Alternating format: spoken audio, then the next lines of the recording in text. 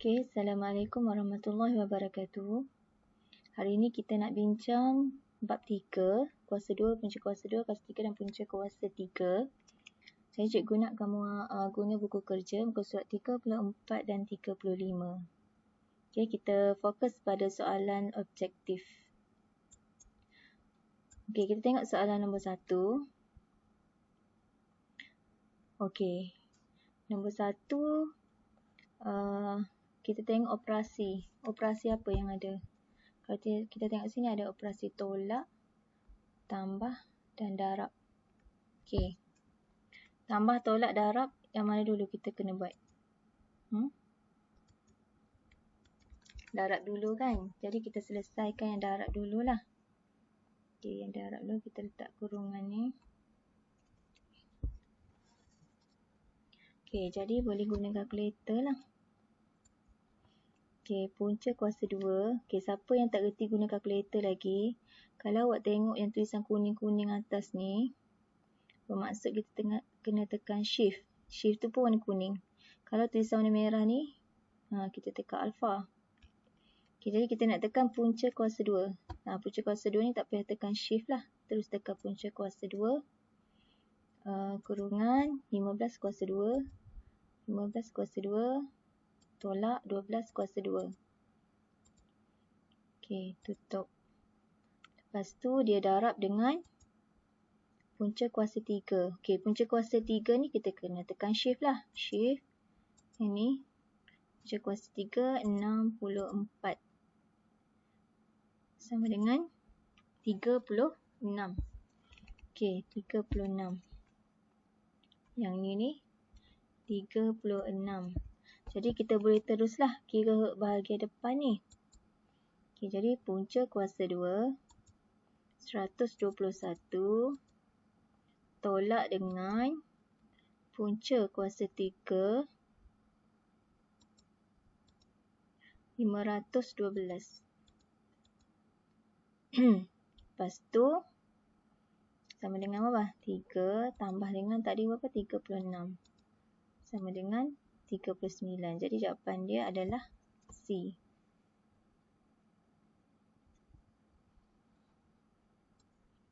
Kalau awak nak terus tekan kalkulator, daripada punca kuasa 2, 121 sampailah belakang ni, boleh juga. Tapi cikgu suruh awak kira kat sini dulu supaya awak tak terbiasa lah.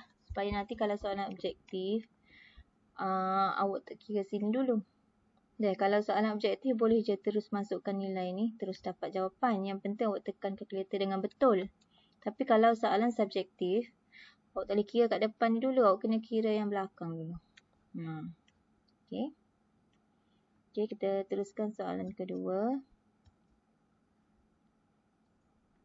Antara berikut yang manakah ialah kuasa 2 sempurna? Okey, kalau nak cek sama ada nombor tu kuasa 2 sempurna atau tak, awak kena tekan punca kuasa 2 bagi semua ni lah. Contohnya lah, awak ambil kalkulator kira punca kuasa 2 negatif 16 ni berapa? Punca kuasa 2 0.5 ni berapa? Punca kuasa 2 1 ni berapa? Punca kuasa 2 15 ni berapa? Kalau dapat jawapan yang nombor bulat, maksudnya tak ada perpuluhan lah. Itulah jawapan dia. Jadi kita try tekan lah. Punca kuasa 2 negatif 16. Negatif 16. Math error. Jadi tak boleh kan? Salah lah A ni. Okey, cuba awak tekan punca kuasa 2 0.5. Punca kuasa 2 0.5. Sama dengan, okey, dapat perpuluhan kan? Dapat perpuluhan bukanlah. Okey, lepas tu punca kuasa 2 1. Punca kuasa 2 1 sama dengan 1. Okey, jadi 1 ni nombor bulat. Jadi C lah jawapan dia. Kalau awak nak tekan juga 15 ni, cubalah tekan. Punca kuasa 2 15 sama dengan, okey, dapat perpuluhan juga. Jadi D pun salah. Jadi jawapan dia adalah C. Nombor 3, berapakah bilangan kuasa 3 sempurna antara 100 dengan 900? Okey, untuk jawab soalan yang nombor 3 ni, cikgu jelaskan dari awal lah. Kita kena tengok nombor ni. Kita mula dengan nombor 1. Okey, 1 kuasa 3. Sebab dia nak kuasa 3 sempurna. 1 kuasa 3. Okey, kita ambil kalkulator. Okey, ambil kalkulator. Okey, tekanlah 1 kuasa 3. Okey, kuasa 3 ni kalau ke atas ni kita kena tekan shift lah. Shift ni. Okey, 1 kuasa 3 sama dengan 1. Okey, lepas tu 2 kuasa 3. Tekanlah kalkulator. 2 kuasa 3, awak akan dapat 8. 3 kuasa 3. Okey, tekan lagi. 3 kuasa 3, awak akan dapat 27. Okey, nanti awak tekan tekan sendiri. 4 kuasa 3, kalau awak tekan kalkulator dia akan dapat 64. 5 kuasa 3, okey, awak akan dapat 125. 6 kuasa 3, awak akan dapat 216. 7 kuasa 3, awak akan dapat 343. 8 kuasa 3, awak akan dapat 512. 9 kuasa 3, awak akan dapat 729. 10 kuasa 3, awak akan dapat 1000. Okey, jadi soalan dia di antara 100 dengan 900. Jadi kita tengoklah nilai mana kat sini. Kalau kita tengok nilai di antara 100 dengan 900. Okey, 125 termasuk, 64 tak termasuk kan sebab dia tak sampai 100. Ni termasuk, ni termasuk, ni termasuk, ni termasuk. Jadi dia tanya berapakah bilangan. Jadi 1, 2, 3, 4, 5. Jadi jawapan dia adalah 5B.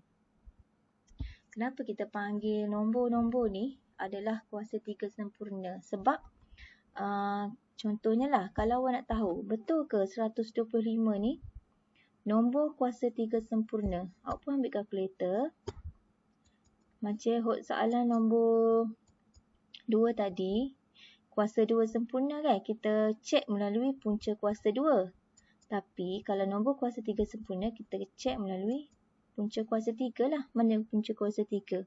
Okey, punca kuasa 3 kat sini, jadi kena tekan shift. Punca kuasa 3, 125. 125 sama dengan 5. Okey, dapat nombor bulat. Jadi betul lah 125 ni adalah punca kuasa 3 sempurna. Tapi kalau kamu tekan suatu nombor tu, punca kuasa 3 satu nombor, dapat nombor perpuluhan. Kalau dapat nombor perpuluhan tu maksudnya bukan nombor punca kuasa 3 sempurna. Okey, faham? Okey. Jadi kita pergi kepada soalan nombor 4. Okey, 4 buah segi empat sama dengan panjang sisi 3 cm masing-masing dipotong daripada 4 bucu bagi sekeping kertas yang berbentuk segi empat sama dengan luas 576 cm persegi. Hitung luas dalam cm persegi kertas yang tinggal. Okey, jadi kalau nak lebih jelas kita lukislah sikit. Okey, asalnya selai kertas yang luas dia 576 cm persegi. Kemudian dia potong kan, dia potong segi empat sama, 4 buah segi empat sama. Yang panjang sisi ni adalah 3 cm. Okey, semua 3 cm lah. Okey. Kalau tak lukis pun tak apa, saja je cikgu nak tunjuk. Okey. Jadi, kita kena kira luas, ni lah dia kata hitung luas kertas yang tinggal. Okey. Maksudnya, kena kira lah berapa luas ni. Ni 3. Ni 3. Bermaksud 3 darab 3 lah. Kira 3 darab 3 bermaksud 3 kuasa 2 kan. 3 kuasa 2 apa? 9. Jadi 9. Satu kotak ni Satu segi 4 sama ni 9 cm persegi. Tapi dia ada 4 segi 4 sama. Jadi 9 darat dengan 4 dapat 36.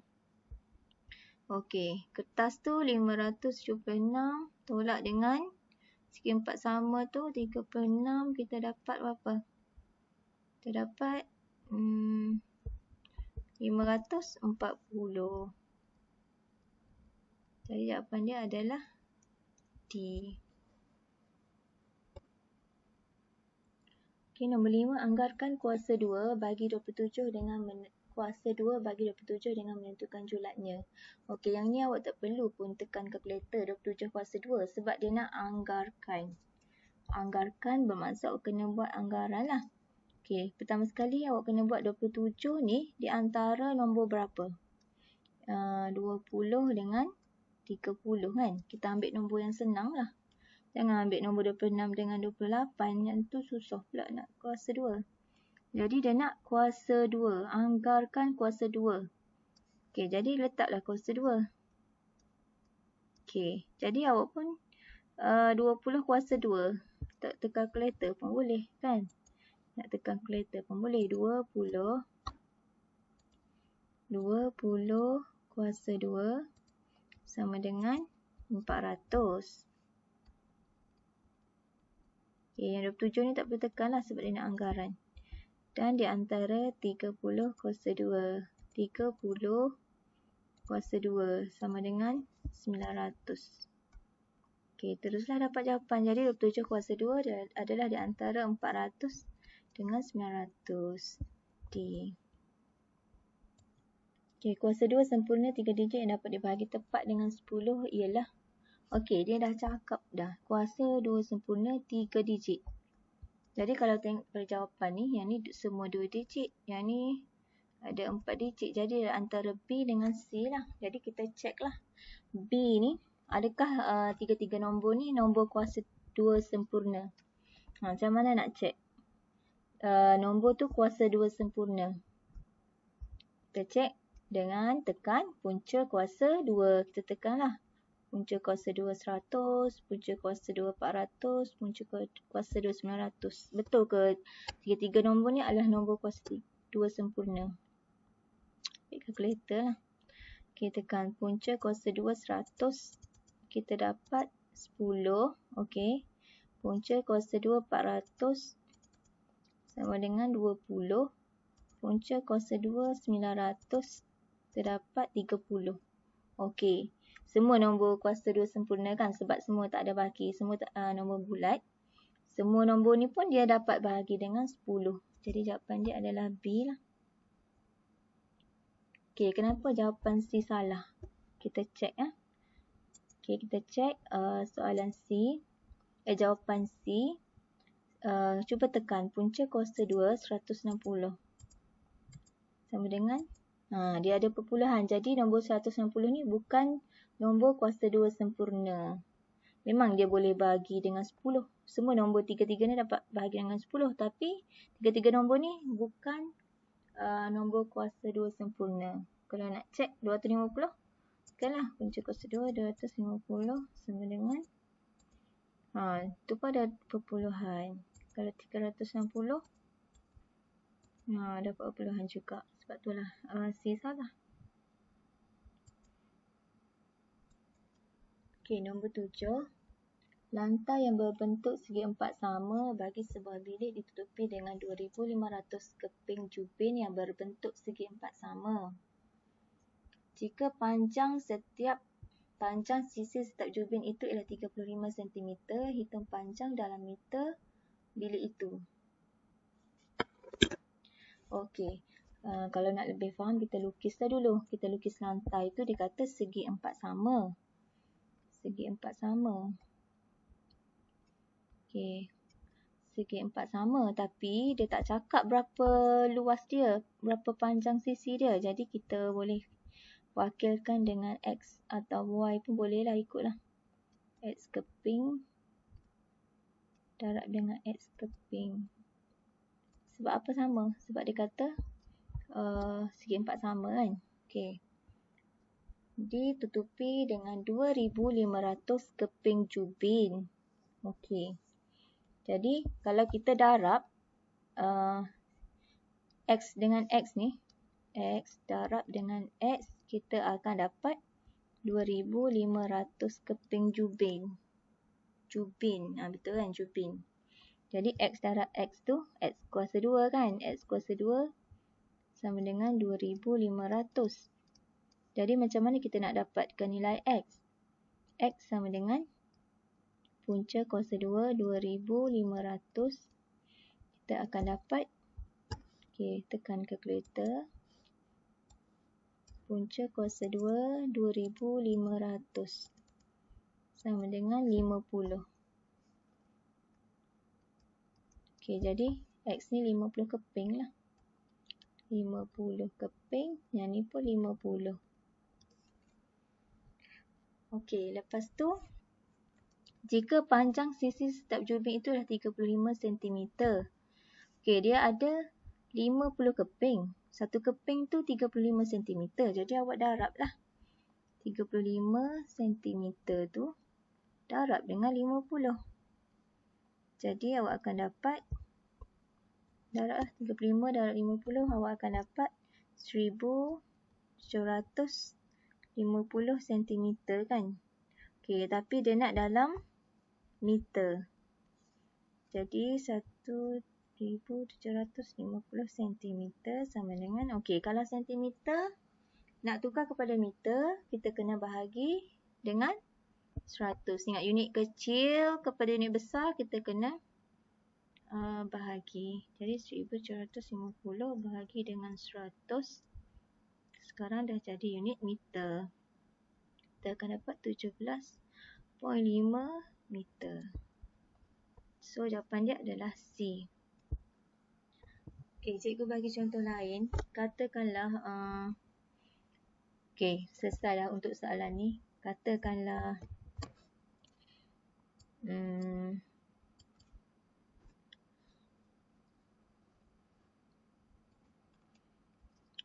katalah dia kata luas satu bilik tu adalah 25 meter persegi. Lepas tu dia kata cari panjang bilik tu. Macam mana awak nak cari? Katalah segi 4 sama. Bilik tu segi 4 sama. Luas bilik tu 25 meter persegi. Dia kata cari panjang sisi bilik tu. Maksudnya, dia nak sini, satu sisi ni berapa, macam mana nak kira? Sama lah macam tadi. Punca kuasa 2 je tu. Punca kuasa 2, 25, awak akan dapat 5. Bermaksud ini 5 meter darab dengan 5 meter. Dapat 25. Kalau dia bagi luas segi 4 sama ni 100 cm persegi. Dia nak panjang sisi ni. Satu sisi ni berapa? Sama juga. Awak kena guna punca kuasa 2. 100 akan dapat 10. Jadi panjang sisi ni 10. 10 darab 10 akan dapat 100. Sebab ramai yang pelajar yang cikgu tanya bila dia kata kena bahagi 4. 100 cm persegi ni kena bahagi 4. Kalau bahagi 4, itu ialah untuk cari perimeter. Tapi ni nak panjang sisi. Jangan tukar Cikgu harap awak boleh faham lah. Kita pergi kepada soalan nombor 8. Soalan terakhir.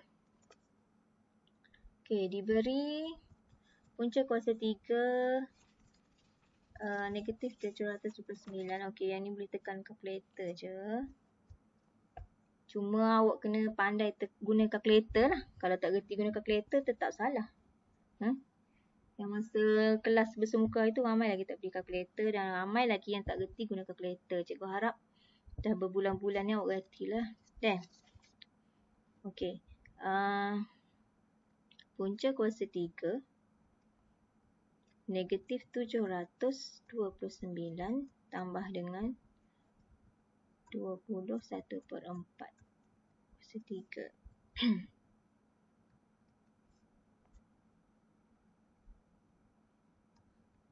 P tambah 9/2 kuasa 3.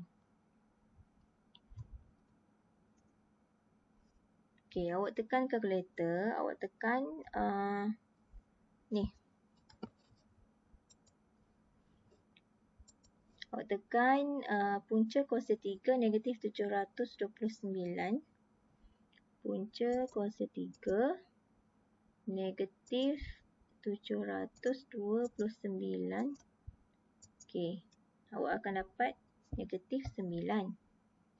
Negatif 9 tambah dengan, okey, kemudian awak tekan ni. Punca kuasa 2, 20, 1/4. 1/4. Okey macam ni. Cara guna kalkulator. Okey. Sama dengan 4/1/2. Kalau nak tukar, tengok dia bagi 9/2 kan. Tekan sini. Tekan shift. Tekan ABC ni. 9/2. Tak perlu kira pun tak apa. Tapi kita nak make sure lah dia sama. Kuasa 3. Okey. Kemudian tekan kalkulator lagi. Okey. Tekan negatif 9 tambah 9/2 tutup kurungan kuasa 3. Okey. Kuasa 3 ni kita kena tekan shift lah. Sama dengan, okey, kita tukar pada bentuk, okey, kita tukar kepada pecahan tak wajar, tekan shift ABC. Okey, kita akan dapat negatif 729/8. Okey, kalau kita bandingkan sebelah kiri dan kanan ni,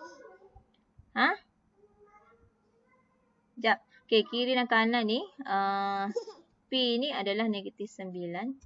P sama dengan negatif 9. Jangan kacau. Q sama dengan negatif 729/8. Jadi dia nak P tambah Q. Okey, P negatif 9 tambah dengan Q. Q negatif 729/8. Okey, kita pun tekan kalkulator. Adik, jangan bising. Okey. Negatif 9 tambah dengan kurungan negatif 729/8.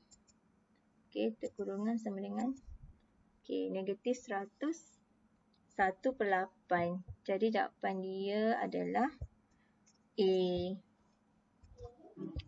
Okey, cikgu rasa sampai situ saja untuk bab 3.